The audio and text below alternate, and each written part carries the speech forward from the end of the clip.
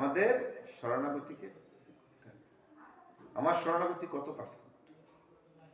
হ্যাঁ, ভগবানের প্রতি আমাদের যতটা শরণাগতি হবে আমরা ভগবানকে ততটাই লাভ করব। বিল্লামঙ্গল চিন্তামণি নাম শুনেছেন? বিল্লামঙ্গল চিন্তামণি। বিল্লামঙ্গল একজন জমিদারের সন্তান ছিলেন। কিন্তু তার আসক্তি কোথায় ছিল? চিন্তামণির প্রতি। হ্যাঁ, একদিন কি করেছে, তো ঝড় বৃষ্টির মধ্যে সে কি করেছে, হ্যাঁ, একটা সবকে ধরে, সবকে ধরে সে নদী পার হয়ে গেছে। নদী পার হয়ে গেছে, যখন ঘরে উঠবে চিন্তামণিকে ডাকছে, চিন্তামণি আর দরজা খুলছে না। তখন একটা সাপ পেয়েছে, সাপটাকে ধরে উঠেছে, ঘরে গিয়ে চিন্তামণিকে বলছে যে আমি তোমাকে কত ভালোবাসি। হ্যাঁ, তখন চিন্তামণি এসে দেখছে বাইরে একটা সাপ ঝুলছে। চলো তো নদীতে, চলো তো। নদী ঘাটে গিয়ে দেখছে একটা মরা, তার গায়ের কোক সব ওই গায়ে করছে। এইটুকু আসক্তি যদি তোমার ভগবানের প্রতি হতো, তুমি আজকে ভগবানকে লাভ করতে।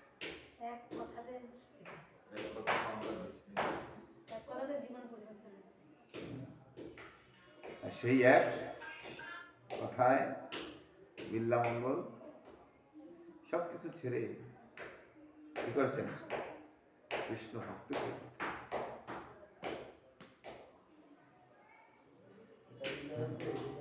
সেজন্য আমাদের যে চাওয়া পাওয়াটা যতটা থাকবে, আমাদের শরণাগতি মাত্রার উপরে ভগবান আমাদের ফল দান। সেজন্য সবসময় চেষ্টা করতে হবে যেন ভগবান, দেখুন এই জগতে আছে আমাদের কামনা বাসনা কার কম? হ্যাঁ, কামনা বাসনা সব পূর্ণ, তৈটুম্পুর আছে, কিন্তু যখন এই কৃষ্ণ ভক্তিতে যুক্ত থাকে তখন তার কামনা বাসনা এই কৃষ্ণ ভক্তির মাধ্যমে পূর্ণ হয়ে যায়। যস্মিন তুষ্টে জগৎ তুষ্টি। যখন ভগবান তুষ্ট হয় তখন এই জগতের সবকিছু ইংরেজি। আর যখন ভগবান সন্তুষ্ট হন না, তখন যতই আমরা ইন্দ্রিয় তোষণের চেষ্টা করি না কেন, এতে ও আরো বাড়িয়ে দেয়, আকর্ষণ আরো বাড়িয়ে দেয়। সেজন্য ভগবানকে তুষ্ট করার চেষ্টা করতে হবে, তাহলে আমরা ভগবানের কাছে। হ্যাঁ, হয়তো এখন আমরা শুদ্ধ আত্মা নই, অন্যরূপে ভগবানের শরণাগত নই। যদি কৃষ্ণ অনুশীলন করি, করতে করতে হয়তো দেখা যাবে মৃত্যুর আগের দিন আমার পূর্ণ শরণাগতি এসে গেছে, ভগবানের প্রতি আমার পূর্ণ বিশ্বাস ভক্তি এসে গেছে। হ্যাঁ, সেদিন আমরা ভগবানের নাম গান করে ভগবানের কাছে, কিন্তু লেগে থাকতে হবে। বলছে আচার্য বলছে যে যখন আসছে না, গরমের দিন আসছে, এখন দেখবেন গাছে আমের বকুল ভরে গেছে, তাই না? তো বকুলের মধ্যে দেখবেন ছোট্ট ছোট্ট আম হচ্ছে, তাই না? তা আমের পরে একটু গুটলি হয়েছে, গুটলি পরে একটা সবুজ আম হয়েছে, সবুজ আমটা একটা কতক্ষণ, যখন সেটা গাছের সাথে লাগে থাকবে। আর যদি গাছের সাথে লেগে না থাকে তাহলে কি হবে? হ্যাঁ, সে নিচে পড়ে নষ্ট হয়ে যাবে, তার আর কোনো মূল্য থাকবে না। সেরকম যখন আমরা এই কৃষ্ণ ভাবনামৃত আন্দোলনে যুক্ত থাকব, বুঝে গেল? যতক্ষণ যুক্ত থাকবো, তাহলে এখন কাঁচা আছি। হ্যাঁ, আবার কথা আছে, যখন দেখবেন ছোট্ট আম হয়, তখন কি হয়? ঝড় হয়, হাওয়া হয়, খুব অনেক সময় আমটা পড়ে যায়। যখন গুটলি হয় তখন বিভিন্ন রকম বৃষ্টি হয়, শিলাবৃষ্টি, এই সেই ওই হতে থাকে। হ্যাঁ, যখন সবুজ আম হয় বাচ্চারা গিয়ে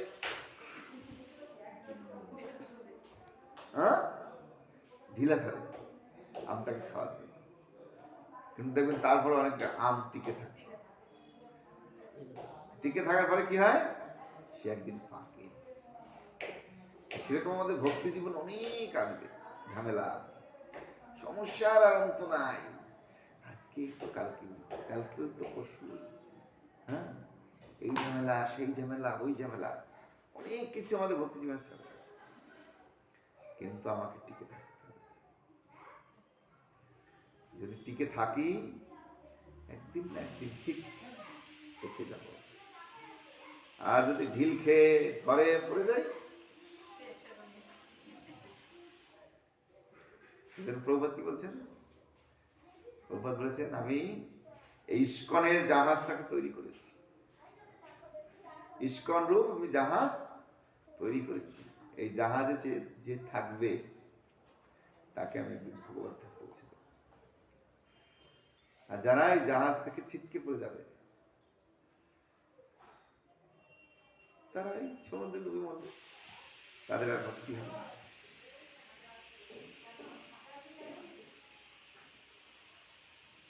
কি হয়েছে, একজন মাতাজি একটা মন্দিরে এসেছে।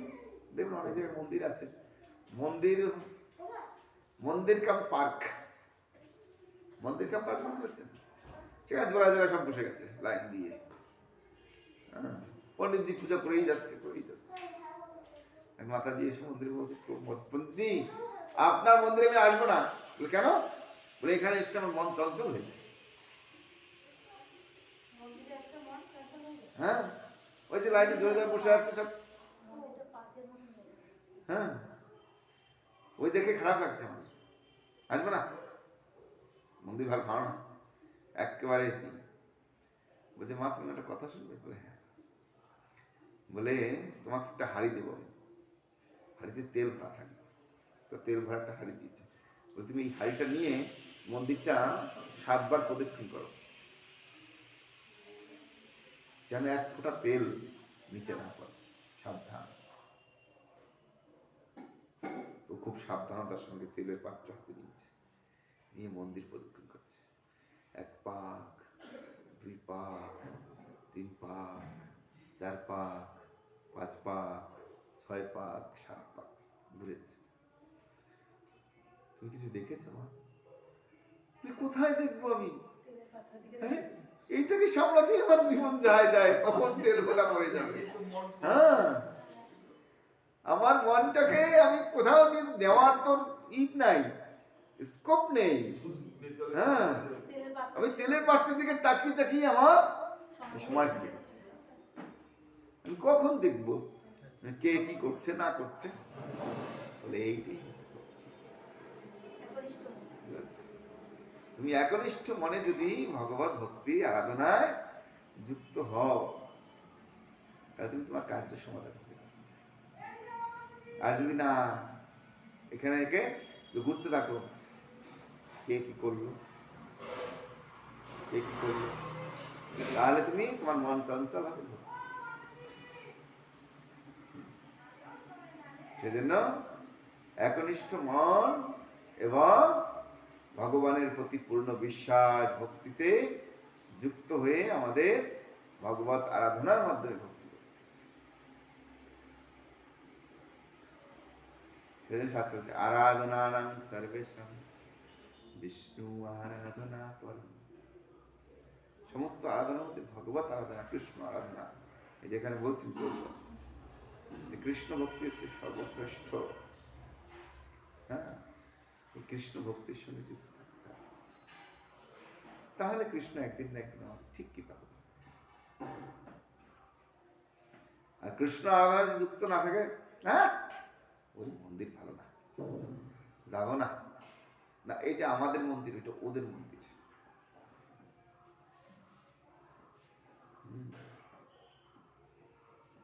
এই দেখে দেখে একদিন শেষ হয়ে যাচ্ছে, ভক্তিও শেষ, অঙ্ক শেষ।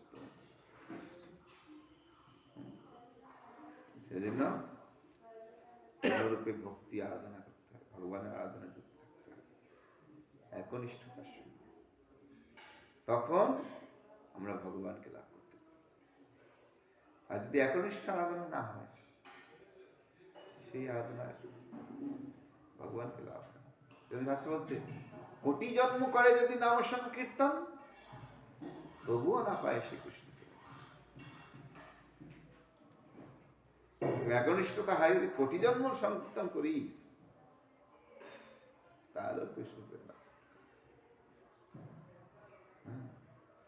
সেজন্য আরাধনাটা সঠিক এবং একনিষ্ঠ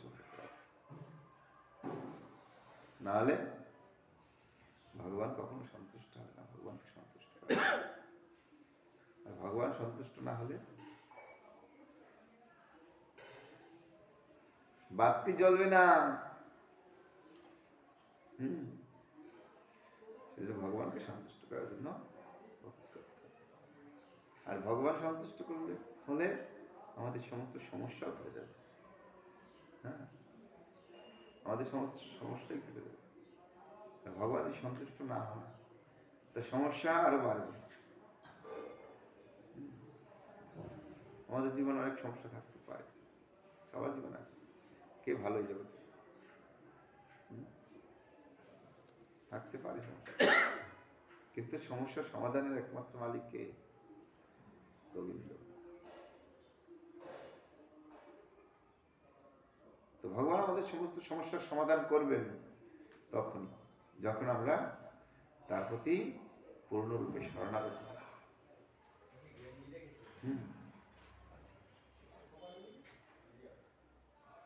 তিনি বলেছেন, অপ্রাকৃত জগতে ভগবান তার শুদ্ধ ভক্তের ভাবনা অনুযায়ী তাদের সঙ্গে ভাবের বিনিময় করে থাকেন। অপ্রাকৃত জগতে কি করেন? ভগবান শুদ্ধ ভক্তের ভাবনা অনুযায়ী। শুদ্ধ ভক্তের কি ভাবনা? সবসময় কিভাবে ভগবান সন্তুষ্ট হয়, ভগবানকে কিভাবে আমি সন্তুষ্ট করব, এটা হচ্ছে শুদ্ধ ভক্তের ভাবনা। সেখানে শুদ্ধ ভক্ত কখনোই কারণ নিজের সন্তুষ্টির চিন্তা করে। হ্যাঁ, আমার ভগবান কিভাবে সন্তুষ্ট হবে সেটাই দেবে। অনেক সময় আমরা কি করি, আমরা পরিবারের কথা চিন্তা করি, আরে আমার পরিবার কিভাবে চলবে, কিভাবে থাকবে, সব দেখতে হবে।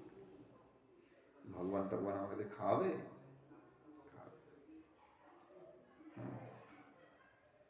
কিন্তু শুদ্ধ ভক্ত কি করেন?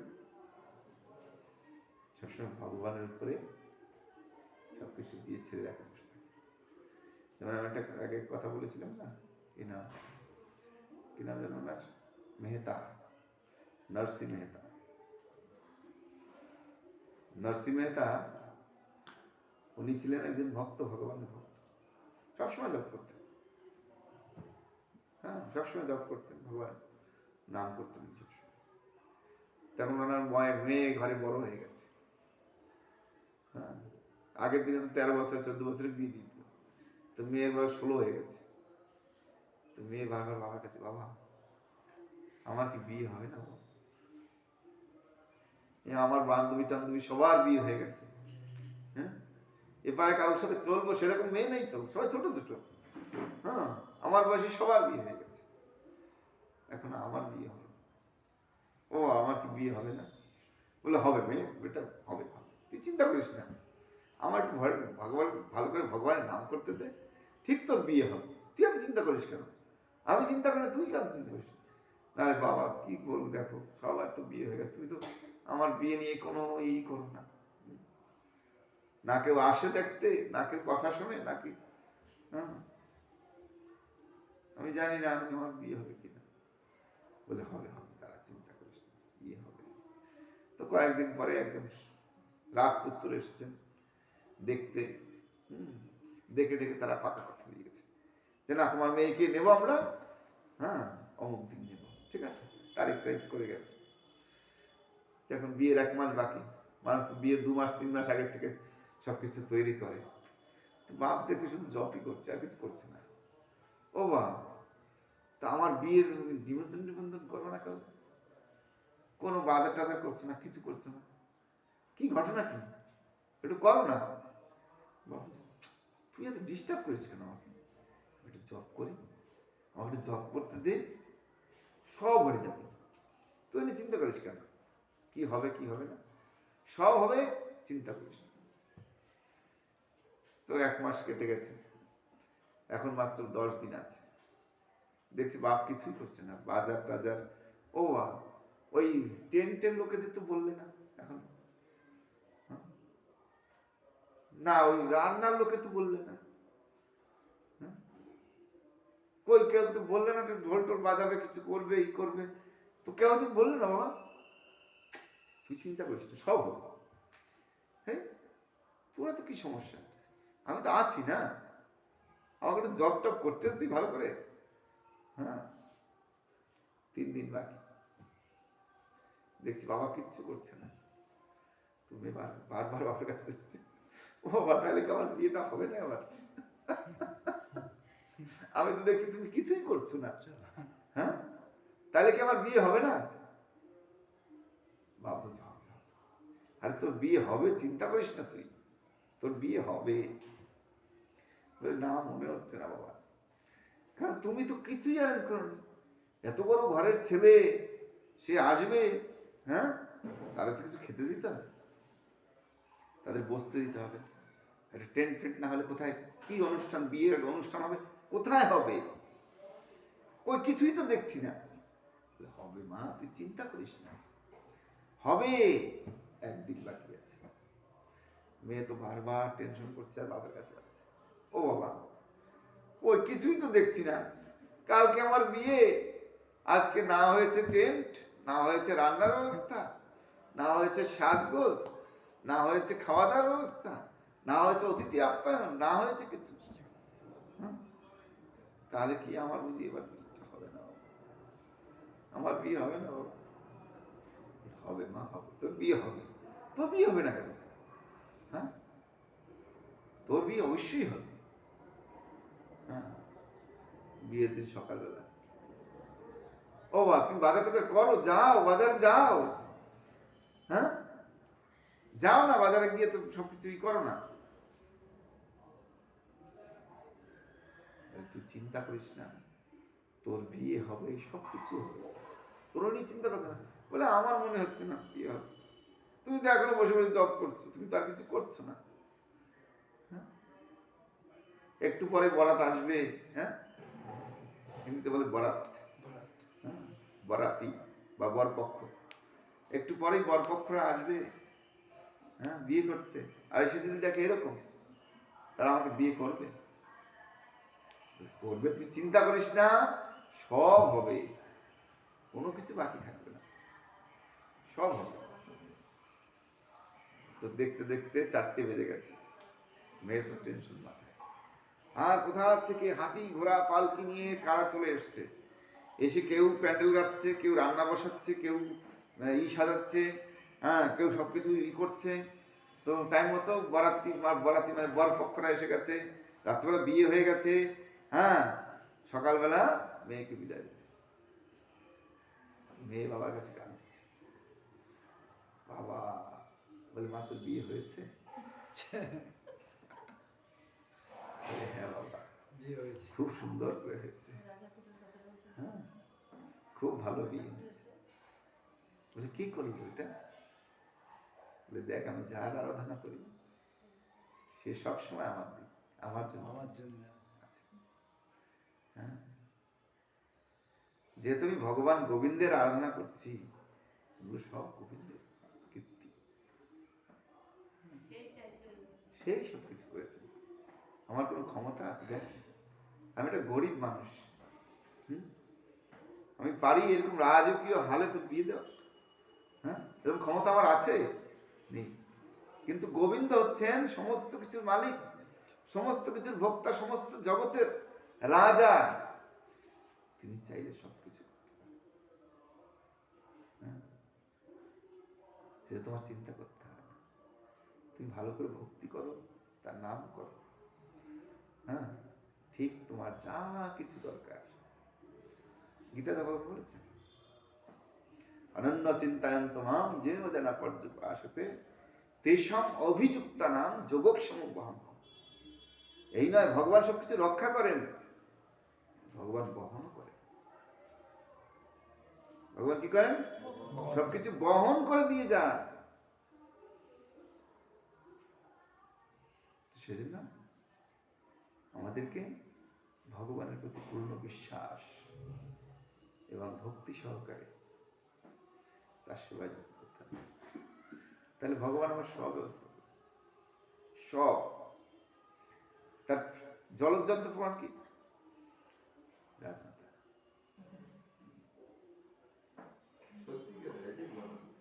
এর জলজ্জন্ত প্রমাণ হচ্ছে রাজমাতা, আর তার জলজ্জন্ত প্রমাণ হচ্ছে আমি। আমার কাছে তো কোনো চাকরি নেই, টাকা নাই, পয়সা নাই। একটা মানুষ 10 জন সেবা করাবে, খাওয়াবে, হ্যাঁ, সারাদিন চিন্তা করছে, হে আমার বাড়িতে গেস্ট আসবে, ঠিক মতো খাওয়াতে পারবো, এই করবো, সেই করবো, ওই করবো। ঘুম নাই 10 দিন থেকে, 10 জন খাওয়াবে। কিন্তু আমরা কোনো চিন্তা করি না, করছি না? আমাদের বলছে 1000 টাকা দিতে হবে, তাহলে হবে না, বড় প্রোগ্রাম সামনে। বলেছি কোনো? কেউ বলতে পারবে না যে না, প্রভু আমাদের জোর করে টাকা নিচ্ছে, জোর করে সব করছে। কারণ আমি কার বসে আছি? বসে আছে বিষ্ণুপ্রিয়া দেবী, লক্ষ্মী মা আছে আমার ঘরে।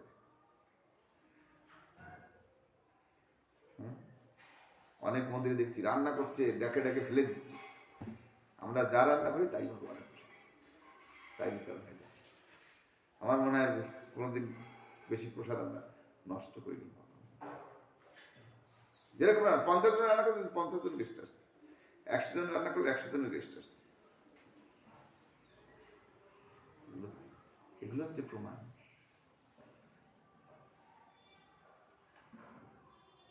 ভগবানের সেবা, ভক্তের সেবা করার শুধু বাসনা করতে হবে, আর কিছু করার দরকার নেই, সব ভগবান করতে হবে।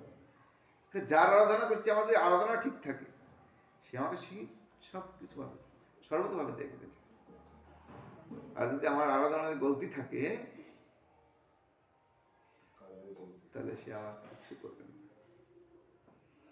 দেখবেন কিছু কিছু সাধুরা আছে না, ভিক্ষা করে খাচ্ছে। এই যে বললাম প্রথমে, ওরা কি করছে? ভিক্ষা করে খাচ্ছে। আমরা কয়জন ভিক্ষা করে খাচ্ছি? হ্যাঁ, আমাদেরটাও ভিক্ষা, এটা হচ্ছে ডোনেশন। ইসকনে দিলে সেটা কি হয়? ডোনেশন। আর ওটা কি করে? ভিক্ষা করে, তাই না? এই উৎসব বলে করে দিচ্ছে, গেলাম, ঠিক করলাম, এই। হ্যাঁ, ওদের সবসময় চিন্তা, না আনলে খাওয়া চলবে না, ওদের চিন্তা আছে। আমরা কালেকশন করে গেছি কেন জানেন? আমি এখানে কালেকশন করি কেন? মানুষকে নিমন্ত্রণ করে দিলাম, যাও বাড়িতে বাড়ি থেকে নিমন্ত্রণ করে আসো, যদি কিছু ভগবান সেবা, গোবিন্দ সেবায় লাগায়, সে লাগাবে। তাহলে কাউকে কেউ কখনো বলবে না যে না এই দিতে হবে, সেই দিতে হবে, কোনো কথা নেই। ইচ্ছা, যে যার ইচ্ছা। ভগবান সব, দেখো সম্পত্তিটা আমার, আমি এই সম্পত্তিটাকে পিউরিফাই করতে চাই, তাহলে কি করতে হবে? গোবিন্দকে দিতে হবে, এটা আমার কর্তব্য। আমি যদি গোবিন্দকে দেই, গোবিন্দ সেবায় লেগে সেটা পবিত্র হবে, সেটা রক্ষা হবে। যেমন আমার সম্পত্তি আছে অনেক, সরকারকে ট্যাক্স দিতে হবে। ট্যাক্স না দিলে কি করবে সরকার? কদিন পর বস্তা বাটিং বেড়ে সব নিয়ে চলে যাবে। সেরকম সম্পত্তি থাকলে সেটা ভগবানের সেবা লাগাতে হয়, তাহলে কি হয়? সম্পত্তিটা স্থায়ী হয়। আর যখন সবসময় চিন্তা করবো আমি খাবো, আমার ছেলে খাবে, আমার মেয়ে খাবে, আমার বউ খাবে,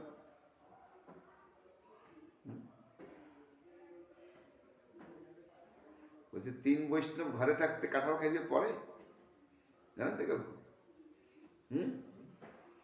আমি বৈষ্ণব, আমার বউ বৈষ্ণব, আর বৈষ্ণব ঘরে, এই 3 বৈষ্ণব ঘরে থাকতে কাঁঠাল খাইবে পরে, এটা হয় কেন? হ্যাঁ, একবার একটা কাঁঠাল হয়েছে, বড় কাঁঠাল। তখন বউ তো সবসময় পিয়াবি করছে, এই কাঁঠালটা কি মন্দিরে একটু দিয়ে আসলো, কাঁঠালটা কেটে অর্ধেক মন্দিরে দিয়ে আসো, অর্ধেক আমরা ভগবানকে দিয়ে খাবো। মন্দিরে কেন দেবো? আমি বৈষ্ণব, তুমি বৈষ্ণব, আমার বউ বৈষ্ণব, আর বৈষ্ণব আবার হরে আমার ছেলে হচ্ছে বৈষ্ণব, এই 3টা বৈষ্ণব ঘরে থাকতে কাঁঠাল খেয়ে পরে। হ্যাঁ, ছেলের নাম হচ্ছে হরে। বলে 3 বৈষ্ণব ঘরে থাকতে কাঁঠাল খেয়ে পরে, এটা হয়?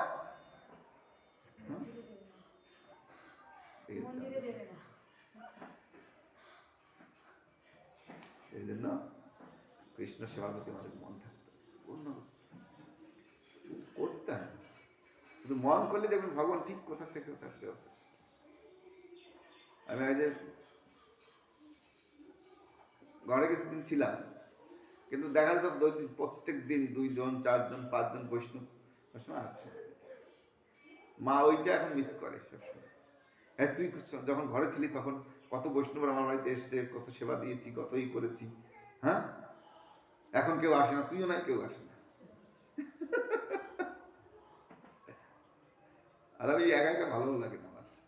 আমি সবসময় দেখে ভাই ও আসে না, মন্দিরে আসে না, ও আসে না, কার কোনো সমস্যা নেই। হ্যাঁ, নো প্রবলেম। ওখানে কোনো টাকাও লাগবে না, পয়সা লাগবে না, কিছু লাগবে না। আমরা আসুন, বৈষ্ণবরা আসুন, থাকুন, সেবা নিন। আমি তো বলে দিয়েছি, সবাইকে বলে দিয়েছি যে লাল কাপড় যদি কোনো বৈষ্ণবরা আসে, সে 2 দিন 4 দিন 5 দিন 10 দিন যতদিন ইচ্ছে থাকবে, খাবে, নো চার্জ, নো কথা। সেবা, কারণ বৈষ্ণবদের সেবা করলে বৈষ্ণবদের আশীর্বাদে সব আসবে। কি বলিনি? যত বৈষ্ণবরা আসবে, থাকবে, খাবে, তার জন্য কোনো সমস্যা নেই। এটা হচ্ছে সেজন্য মহাপ্রভু সনাতন গোস্বামী বলছেন, জীবে দয়া নামে রুচি বৈষ্ণব সেবন, এর চেয়ে ধর্ম আর কিছু। জীবে দয়া মানে হরিনাম সংকীর্তন, নামে রুচি মানে নিজের জবটা ঠিক রাখতে হবে, আর বৈষ্ণব সেবা, এর চেয়ে শ্রেষ্ঠ ধর্ম এই জগতে।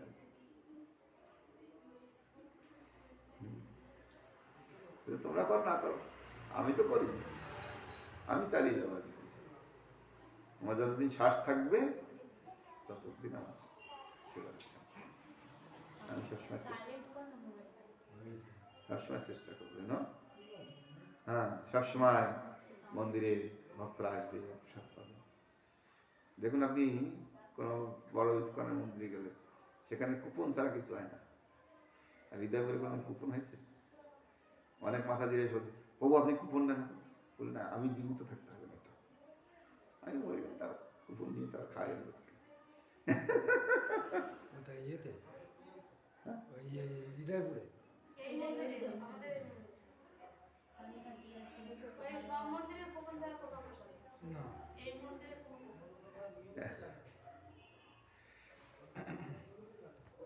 ঠিক আছে, অনেক কথা বললাম। হরে কৃষ্ণ। আমরা চাই আপনারা সবসময় আসবেন মন্দিরে। ভক্তরা না আসলে মন্দির খাবে, ভক্তরা আসবে, এখানে কীর্তন করবে, নাম করবে, নাচ করবে, গান করবে, প্রসাদ পাবে, তখন তো আমরা এই জন্য কোনো চার্জ নেই। সেজন্য সবসময় সানডে সানডে বলি সবাই আসো। সানডে কেন, প্রোগ্রাম আসো। আমি তো অমিতকে বলছি, কেউ যখন না তোরা যাবি, একটা নিমন্ত্রণ করবি, কেউ যদি কিছু না দেয় ঠিক আছে, নো প্রবলেম, আমরা আসো, আমাদের মন্দিরে আসো, দেখে যান আমাদের মন্দির, ভগবানকে দর্শন করুন, প্রসাদ পেয়ে যাবেন।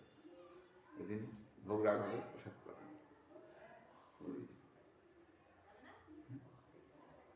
অনেকে দেখা যায় ওই কি করে, প্রোগ্রামের দিন ওই টেবিল নিয়ে বসে পড়ে, কালেকশন করেন, কুপন নেন, কুপন নেন। ওটা আমি করতে পারি, লোক আসবে, আমার যেরকম সামর্থ্য আছে, এই না মন্ডা মিটেই খাওয়াতে হবে, সামর্থ্য অনুযায়ী যা বিষ্ণুপ্রিয়া যোগাবে তাই খাবে।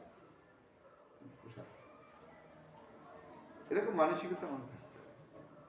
হ্যাঁ, ওরকম মানসিকতা যদি না থাকে তা আমরা কখনো ভক্ত হতে পারবো না, ভগবত সেবা করতে পারবো না।